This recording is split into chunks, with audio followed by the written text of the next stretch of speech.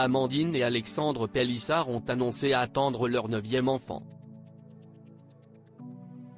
Mais cette nouvelle grossesse pourrait être perturbée par le traitement suivi par celle qui s'est reconvertie dans le X, comme elle l'a révélé dans un live Instagram. Amandine Pélissard collectionne les remontrances, comme certains les timbres ou les statuettes de chats. Et ce n'est pas sa reconversion fructueuse avec son mari, Alexandre, dans le X qui a éteint le feu de ses critiques. Beaucoup ont jugé la démarche du couple particulière, voire malsaine, mais l'ex-candidate de famille nombreuse a réponse à tout, surtout lorsque ses enfants sont visés.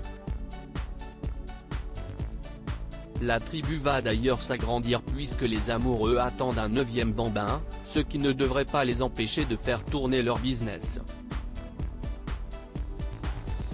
Non, on n'arrête pas de travailler pour l'instant, pas tant que je n'ai pas de contre-indication, a affirmé celle qui s'est, un temps, posé la question d'une pause.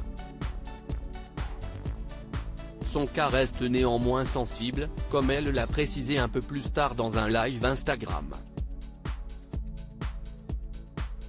Je suis considérée comme étant en grossesse à haut risque, compte tenu du traitement que je suis depuis des années.